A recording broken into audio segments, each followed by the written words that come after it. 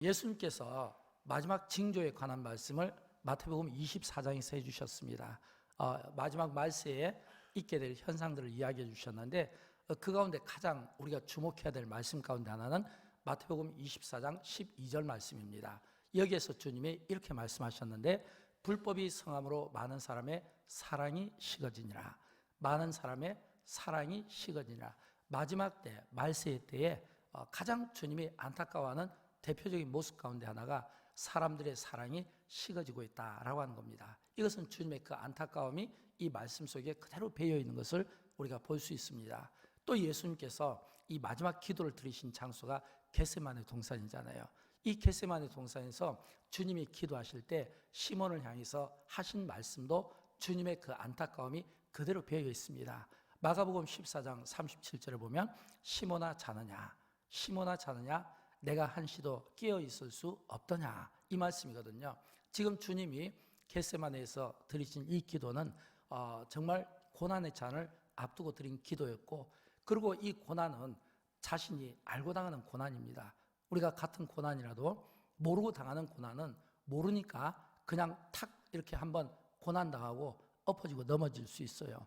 그러나 아는 고난은 다릅니다. 우리가 병원에 갈 때 사람들이 겁을 먹잖아요. 몸에 이상이 있을 때 긴장하잖아요. 왜일까요? 알고 가니까 그래요. 내가 지금 병원에 가면 진단하면 안 좋은 결과를 기다리고 있을 것 같으니까 거기에 대한 어떤 긴장감이 이 사람이 움츠리게 만들거든요. 지금 예수님은 겟세마네 동산에서 피가 땀이 범벅이 되는 그런 땀방울이 그 간절한 눈물의 기도를 드릴 때 가장 총애하고 가장 사랑받았던 자칭 시몬이 자느냐, 자느냐, 내가 한시도 깨어있을 수 없더냐, 한시도 깨어있을 수 없더냐. 주님이 밤이 새도록 기도하는데 불구하고 지금 시몬은 그 옆에서 자고 있었다고 하는 겁니다. 그러면 주님 입장이 얼마나 안타깝겠습니까?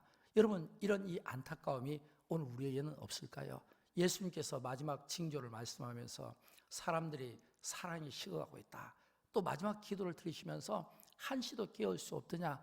이 사랑과 기도는 우리 그리스도인들에게 가장 중요한 덕목이고 가장 중요한 우리 그리스도인들에게 이 따라붙는 수식어입니다.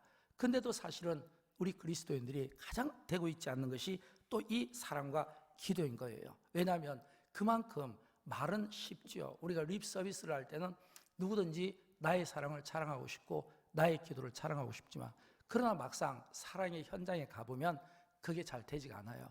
기도의 현장에 가면 사실은 잘 되지가 않습니다. 그럼에도 불구하고 성경은 우리에게 사랑을 강조하고 기도를 강조합니다. 예수님께서 이 사랑을 몸소 실쳐 보여주셨습니다. 또 기도를 몸소 실천하여 보여주셨습니다. 왜일까요? 사랑과 기도, 이 두 가지가 오늘 이 시대를 살릴 수 있는 대안이고 오늘 이 시대의 모든 문제를 풀어나갈 수 있는 대안이라는 것을 확실히 믿기 때문에 이 사랑과 이 기도를 우리에게 강조하신 겁니다. 또 성경은 우리에게 계속해서 이 기도와 이 사랑을 강조하고 있습니다. 왜냐하면 어떤 관계 문제도 이 사랑으로 풀어내지 못할 문제가 없고, 또 어떤 어려운 난관의 문제를 할지라도 그 난관의 문제를 기도로 풀어내지 못할 문제가 없기 때문에 그렇습니다. 저는 오늘 이제 영광교회가 이 특세 첫째 날 우리가 하나님 앞에 기도할 때 이 두 가지 주제를 가지고 기도했으면 좋겠어요. 왜냐하면 우리가 이웃초청주일이잖아요.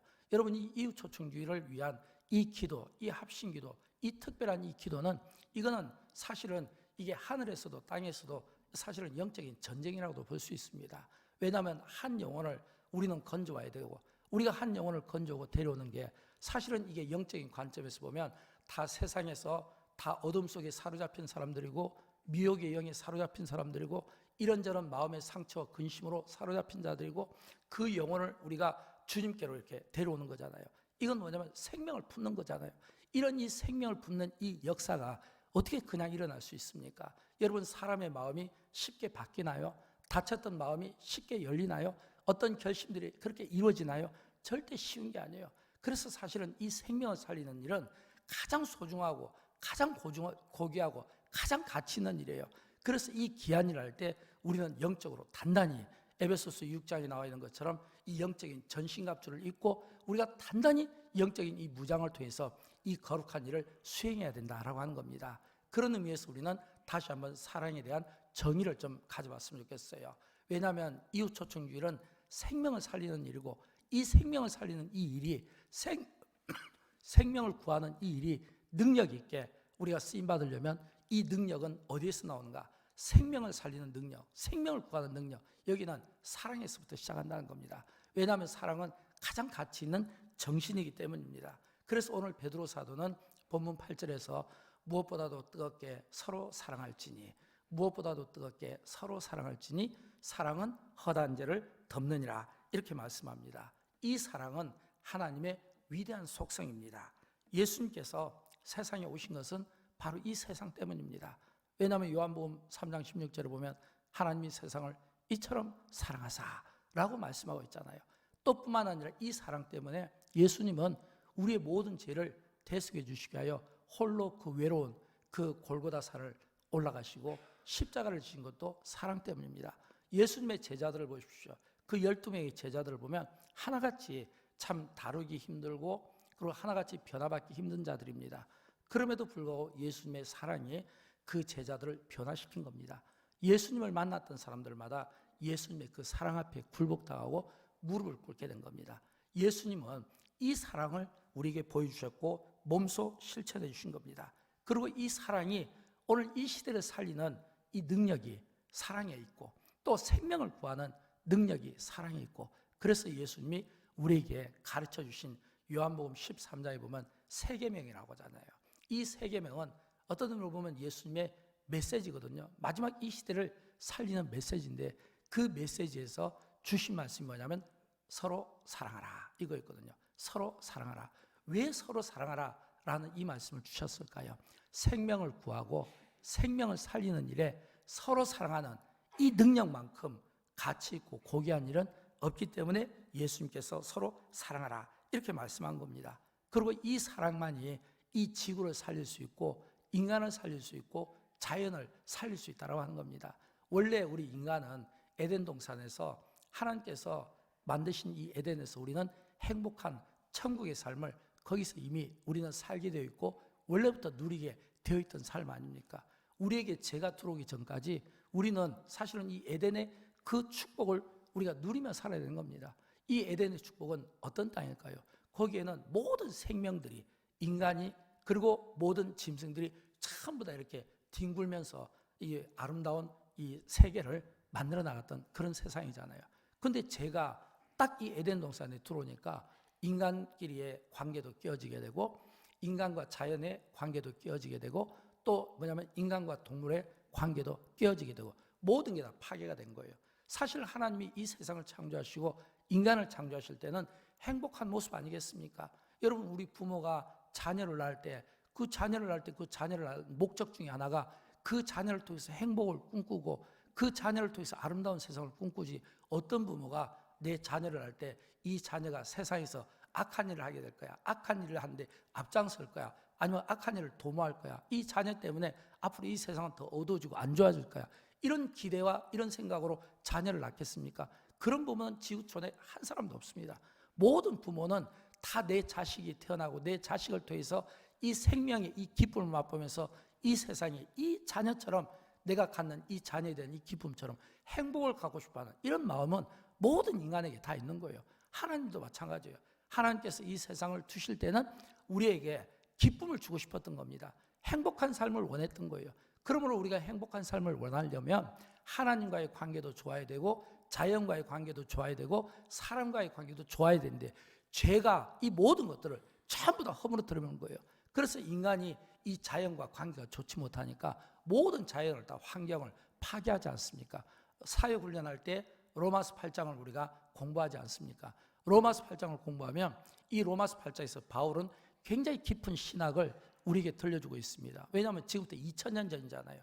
그런데도 불구하고 2000년 전 바울이 이 로마서 8장을 통해서 인간이 죄로 인해서 고통받을 때 인간만 고통받는 것이 아니라 피조물도 고통받는다. 인간이 탄식할 때 피조물도 탄식한다 라고 하는 것을 함께 그 글을 통해 우리에게 보여주고 있습니다. 무엇을 말할까요? 인간이 자연과 하나 되지 못하고 서로 이렇게 분쟁할 때 이 자연은, 이 피조물은 전부 인간 때문에 함께 탄식하고 함께 고통하는, 그러니까 온갖 대기 오염이나 기후 변화나 이런 일들이 전부 이 자연재해가 이 환경을 파괴하고 환경과 인간이 하나 되지 못하고 서로 사랑하지 못한 결과 아니겠습니까? 전쟁도 마찬가지예요. 우리는 지금 지구촌 곳곳에 있는 많은 전쟁들을 보면서 염려하고 걱정하는 마음들이 있습니다. 전쟁이 혹시 우리 대한민국의 경제에 미치는 영향은 없을까? 혹시 해외여행을 할 때 겹치는 어떤 영향들은 없을까? 이런 많은 근심과 걱정들로 우리가 언론을 주목하고 있습니다. 그런데 왜 이런 사람들이 전쟁을 하나요? 왜 살인을 하나요? 왜 다투고 미워하고 증오하나요? 원래 하나님께서 인간을 창조하실 때 사람을 서로 사랑하며 서로 아름답게 행복한 삶을 살기를 원했는데 인간 안에 있는 이 죄와 탐욕이 결국은 인간관계를 파괴시키고 인간관계 파괴의 그 결과가 결국은 인간이 살인하고 증오하고 전쟁하는 이런 끔찍한 분쟁들이 지구촌 곳곳에서 일어나고 있다는 겁니다. 더 중요한 거, 더 심각한 것은 하나님과의 관계예요. 여러분, 우리 그리스도인들이 오늘 하나님 앞에서 한번 스스로 말씀의 거울 앞에 우리 자신을 한번 딱 이렇게 보기를 원하는 거예요. 말씀의 거울 앞에 나를 딱 조명했을 때 한번 스스로에게 질문해 보십시오. 나는 하나님과 건강한 관계를 유지하고 있는가? 나는 하나님과 바른 관계를 유지하고 있는가? 많은 그리스도인들 가운데 다는 아니지만 그러나 일부는 하나님과 이 관계에서 어그러진 분들이 많아요.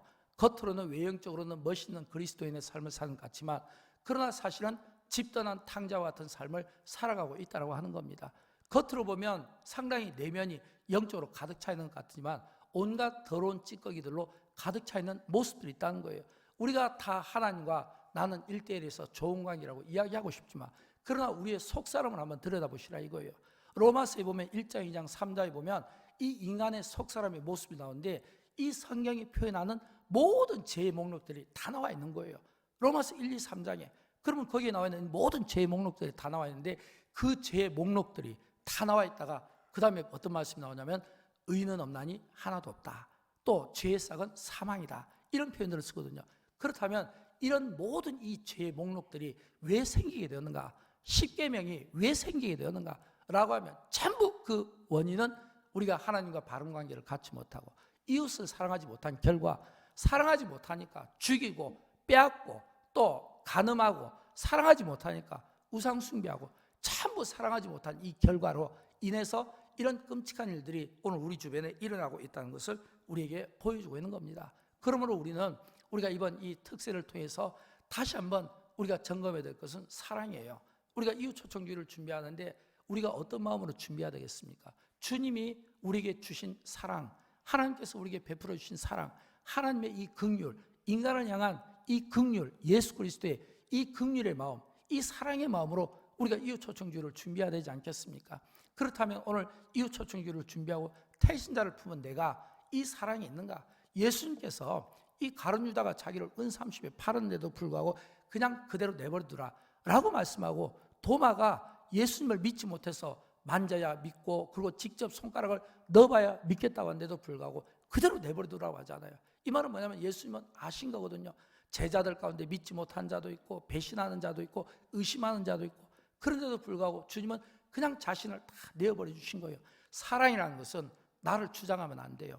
사랑이라는 것은 내가 어떤 누구를 가르치려고 해도 안 돼요. 사랑이라고 하는 것은 그냥 나를 그냥 다 포기하고 내려놓고 상대가 나를 받아들일 수 있는 그럴 때 진정 이 닫혔던 이 마음의 문은 열릴 수밖에 없다라고 하는 겁니다. 그러므로 인간이 진짜 이게 회복이 되려면 자연과도 회복돼야 되고 인간관계도 회복돼야 되고 하나님과의 관계도 회복되려면 그 회복의 그 출발점은 어디에서부터 시작해야 되는가? 서로 사랑하라. 서로 사랑하라. 나만 사랑해서는 안 되고 상대가 나를 사랑할 수 있도록 나도 사랑을 보여주고 또 상대가 나를 또 사랑할 수 있는 이런 이 마음이 이렇게 서로 열릴 때 비로소 이 서로 사랑은 성립하고 이런 서로 사랑의 이 마음이 우리에게 있을 때 비로소 우리는 한 생명을 품고 그리고 그 생명을 놓고 우리가 기도할 때 하나님은 우리의 그 기도에 응답하신다고 믿습니다.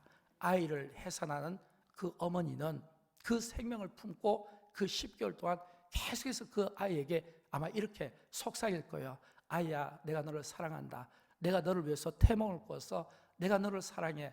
아빠 엄마는 너를 너무너무 사랑해. 그리고 그 이 산모의 배가 조금씩 나올 때마다 배를 만지면서 아빠 엄마는 계속해서 이야기를 하지 않겠습니까? 그 아이에게 속삭이겠죠. 사진도 찍어보겠죠. 그러면서 그 생명을 위해서 계속해서 좋은 음식을 먹이고 좋은 음악을 들리고 좋은 이야기를 들려주고, 사실은 이런 좋은 이야기, 좋은 음악, 좋은 음식 이런 것들이 전부 자양분이 되어서 그 어머니를 통해서, 그 태를 통해 생명이 들어가니까 그 생명이 아름다운 생명, 고귀한 생명으로 태어나지 않습니까? 여러분, 우리가 태신자를 품은 겁니다. 250명 이상이 많은 태신자를 품은 거예요. 이 태신자는 아직 잉태되지 않은 거예요. 이 태신자는 아직 우리 몸속에 있습니다. 지금 우리가 그 해산의 그 수고를 하고 있습니다. 이 해산의 수고를 하는 그 어머니는 세상에서 가장 아름다운 모습 아닐까요? 가장 아름다운 그 모습을 지금 우리가 보여줘야 되는 거예요. 저는 이 출발점이 어디에서부터? 사랑에서부터 시작돼야 된다. 이 사랑을 저와 여러분이 몸소 실천하고 이 사랑을 보여줄 수 있기를 주님의 이름으로 축원드립니다. 두 번째는 이 생명을 구하는 이 능력이 어디에 있냐면 기도에 있습니다. 이 기도는 우리 그리스도인들이 아무리 강조해도 지나친 법이 없어요. 왜냐하면 이 기도는 하나님께서 우리 인간에게 주신 가장 큰 은혜고 특권이라고 생각합니다. 왜냐하면 하나님께서 우리에게 기도라는 이 특권과 이 수단을 주심으로써 기도를 통해서 다른 사람들을 거치지 않고 하나님께 다이렉트로 보고할 수 있잖아요. 다이렉트로 하나님께 탄원할 수 있잖아요. 다이렉트로 하나님께 죄 용서를 구할 수 있잖아요. 여러분, 나의 어떤 아픔과 슬픔을 굳이 다른 사람들과 나누려고 하지 마십시오. 물론 나누면서 서로 그 아픔을 싸매어 주는 것도 좋지만 하나님께서 우리에게 기도를 주신 것은 그냥 그 기도를 가지고 그냥 하나님께 나가라는 거예요. 하나님 아파요. 하나님 배고파요. 하나님 눈물 나요. 하나님 슬퍼요. 하나님 외로워요. 하나님 너무 고통스러워요. 라고 이야기할 때 내가 하나님 앞에 정말 그 목매이는 그 목소리로, 나의 이 소리로 내가 하나님 앞에 기도를 구할 때 하나님은 그 기도 속에 우리의 그 기도를 다 들어주는 거예요. 어떤 분은 크게 기도하고, 어떤 분은 방언으로 기도하고, 어떤 분은 적은 소리로 기도하고, 또 어떤 분은 속으로 기도해도 다 들어줘요. 이 우리가 찬양 가사 보면 이런 가사가 나오잖아요. 너의 작은 신음까지, 너의 작은 신음까지 응답하시는 하나님. 우리의 작은 신음까지도 응답하시는 하나님. 이 말은 뭐예요? 우리의 속 중심을 보시기 때문에 하나님은 우리의 외모를 상대하지 않습니다. 하나님은 우리의 어떤 외형적인 모습을 상대하지 않아요. 하나님은 우리의 중심을 상대하는 거예요. 내 마음의 중심, 마음의 태도를 보시고 그 태도 속에 담겨있는 그 진심을 보고 싶어 한다는 거예요. 인간끼리도 진심을 보고 싶어 하듯이 하나님은 더더욱 진심을 보고 싶어 하는 거예요. 우리의 그 중심을 보고 싶어 하는 분이에요. 그 중심 속에 담겨있는 그 언어를 듣고 싶어 하는 거예요. 그 중심 속에 있는 그 나의 그 언어를 내가 하나님 앞에 가감없이 솔직히 고백하고 내가 넣어놓을 때 그 음성에 귀를 기울이시고 응답하시는 하나님이신 것을 믿으시기 바랍니다. 저는 이게 기도의 능력이라고 생각합니다. 기도의 능력은 내 안에 진심에서부터 시작하는 거예요.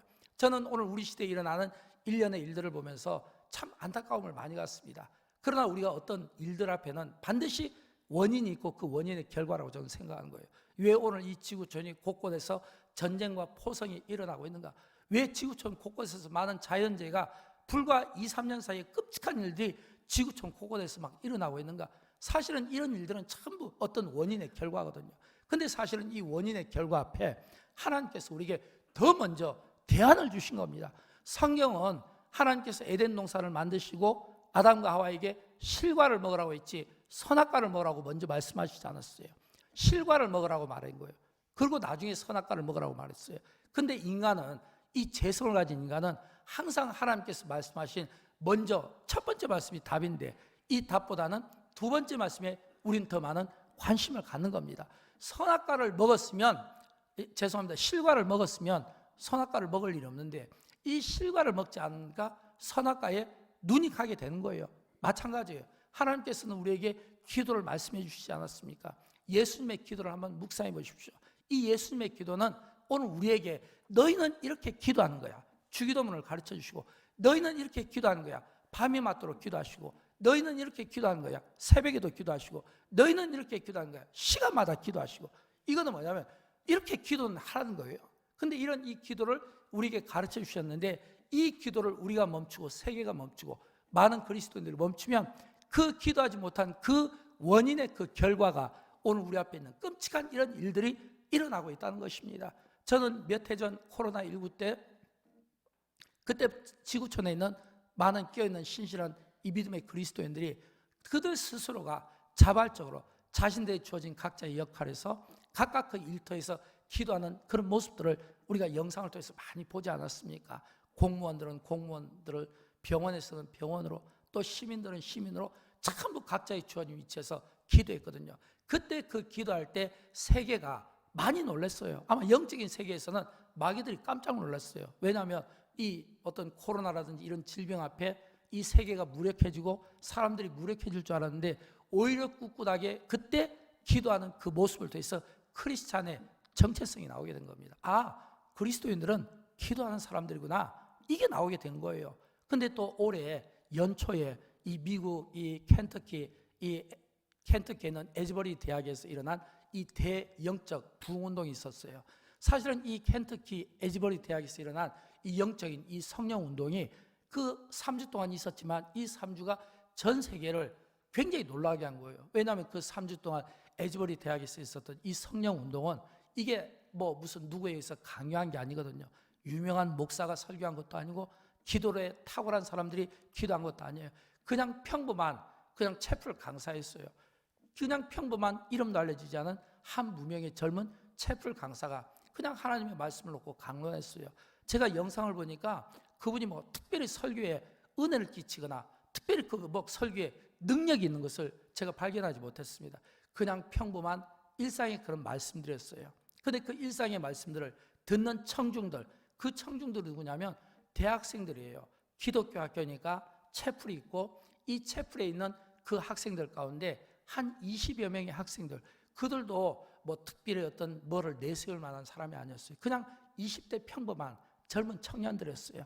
근데 그 젊은 청년들이 이 평범한 목사의 설교에 평범한 기도를 시작해야 되는데 성령이 그 속에 임재하게 되니까 이들의 기도가 멈춰지지 않은 거예요. 그냥 기도하는데 계속 그 말씀, 그 기도하는 속에서 회개가 나오기 시작하고 그냥 기도하는데 그 기도 속에서 흐느낌이 있고 영적인 진동들을 막 듣게 되고, 그러니까 주변 사람들이 이렇게 보다가 여기에 지금 저들의 기도하는 이 모습이 너무 아름다우니까 기도하고 싶은 막 충동이 생기게 된 거예요.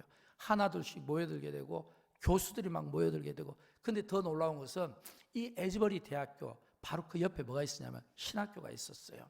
바로 옆에 신학교에. 근데 그 바로 옆에 에즈버리 대학교 옆에 이 신학대학원에는 아주 세계적인 유명한 이런 교수님들이 있었고 그 미국 교회를 살릴 수 있는 이런 능력 있는 많은 주의 종들이 있었어요. 근데 성령이 어디에서 역사를 했냐면 그 신학교에서 역사한 게 아니라 평범한 대학생, 어린 학생들, 무명의 목회자와 무명의 평신도들에 의한 평범한 기도에서 시작됐다는 겁니다. 여러분, 우리가 초대 사도행전 2장에 보면 이 초대 예루살렘 교회의 부흥도 마찬가지잖아요. 베드로가 무슨 능력이 있습니까? 그는 그냥 어부의 출신입니다. 그에게 무슨 스펙이 있습니까? 평범했지만 그러나 예수님이 그 십자가를 목격했고 평범했지만 예수님을 저주했는데 그럼에도 불구하고 자신을 책망하지 않고 오히려 용서하시고 사랑한다 말씀하며 내 양을 치라 말씀하는 이 말씀에 이 베드로가 깨달음을 가지니까 그가 평범하지만 그러나 그 깨달음 속에서 그 안에 진심이 들어가니까 이 베드로의 설교에 3,000명씩 5,000명씩 회개하는 이런 구원의 역사가, 세례받는 구원의 역사가 일어났던 거, 이거는 특별한 설교가 아니에요. 베드로에게 무슨 특별한 설교를 우리가 기대할 수 있겠습니까? 그러나 그 평범하지만 결코 평범하지 않은 그의 그 영성이 그 시대를 이끌었던 것처럼 저는 지금도 믿습니다. 하나님께서 이 시대를 움직이고 그리고 이 시대 가운데 일하실 때는 하나님은 주목하고 계세요. 코로나 때에 믿음의 성도들의 반응을 보고 싶어 하는 겁니다. 또는 이 미국을 살리고 그 영적 부흥을 위해서 에즈버리라는 그 켄터키의 한 캔모어, 이 작은 도시 그 한 대학을 주목하고 그 대학에서 그 학생들의 그 기도를 보면서 주목하면서 우리에게 보여주는 거예요. 보라, 내가 보고 싶어하는 바로 이런 모습이야 라고 하는 거예요. 마찬가지예요. 교회마다 이웃초청주를 준비합니다. 교회마다 새생명 축제를 합니다. 우리가 이 새생명 축제를 할 때 이 새생명 축제를 준비하고 이웃초청주를 준비하는 오늘 준비하는 우리 성도들의 마음이 어떤 마음으로 시작이 될까라고 할 때 저는 이 마음이 오늘 본문에 나온 것처럼 사랑의 마음, 서로 사랑하는 주님의 사랑으로, 십자가의 사랑으로, 그 은혜와 그 긍휼의 마음, 이 사랑의 마음으로 우리가 태신자를 대하는 것이 중요하고, 두 번째는 기도가 중요합니다. 오늘 마지막 때 주님이 정말 그 마지막 때에 이 기도하는 자들을 볼 수 있겠냐. 이 말은 마지막 때가 가까우면 말세는 자기를 사랑하고 자기만을 위한 삶을 살기 때문에 전부 자기 몸을 위하고 자기의 안위만 생각하니까 다른 사람을 위해서 기도하기가 참 어려운 거예요. 그러나 우리가 이 코로나19 때 세계인들이 기도할 때 그 기도는 그들의 기도가 아니라 세계를 위한 기도였습니다. 에즈머니 대학에서 일어난 그 기도는 미국의 부흥을 위한 기도였지 그들을 위한 기도가 아니었어요. 우리는 똑같은 이런 기도를 드려야 됩니다. 우리가 영광교회가 이웃초청교회를 준비한다. 이 기도는 우리의 기도가 되면 안 돼요. 타인을 위한 기도예요. 생명을 거는 기도고 생명을 살리는 기도고 생명을 구원하는 기도입니다. 이 생명을 구원하는 이 기도를 들어서 우리가 한 생명을 우리가 건지면 어떤 일을 하겠습니까? 다니엘서 6장에 있는 것처럼 우리를 하늘에서 가장 높은 이 영광, 하늘의 별과 같은 그 영광을 우리에게 누리게 될 것이다. 이 말은 뭐냐면 하늘의 상급을 받으면 우리 개인의 문제, 육신의 문제, 건강의 문제, 질병의 문제, 물질의 문제, 자녀의 문제 해결받게 될 줄로 믿습니다. 내 문제를 구하면 아무것도 얻을 수 없어요. 그러나 하나님께 하나님의 방법으로 구하면 하나님께서 이 모든 것은 다 더해 주신다라고 했잖아요. 여러분, 우리가 무엇을 필요로 합니까? 물질입니까? 건강입니까? 아니면 어떤 수술을 앞둔 어떤 긴장감입니까? 아니면 어떤 생활의 염려입니까? 이런 모든 것들까지 더해서 덤으로 주시는, 축복하시고 사랑하시는 하나님이신 것을 믿고 오늘 이 새벽에 우리가 기도의 손을 들고 다시 한번 우리가 깨었으면 좋겠어요. 우리가 무엇을 깨울 겁니까? 영적으로 잠자고, 그리고 영적으로 이 어둠 속에 사로잡혀 있는, 이 어둠 속에 사로잡혀 있는 그 영혼을 건져내는 겁니다. 생명을 건져내는 거예요. 생명을 구하는 거예요. 여기에 우리가 목숨을 걸고 우리가 사활을 걸고 이 생명을 구하는 이 일에 사랑과 기도만이 대안이고 이것이 방법이고 이것이 문제 해결을 푸는 궁극적인 답이라고 하는 이 사실을 믿으시고 생명을 구하는 일을 감당함으로 말미암아 오늘 이 새벽에 성령께서 여러분 각자에게 필요한 은혜를 부어주시고 필요한 문제들이 해결받게 해주시고 간절히 목말라는 기도의 제목들이 응답받는 축복의 역사가 있게 되기를 주님의 이름으로 축원드립니다. 우리 다 함께 찬양하도록 할까요? 우리 찬양 한 곡하고 함께 기도하도록 하겠습니다.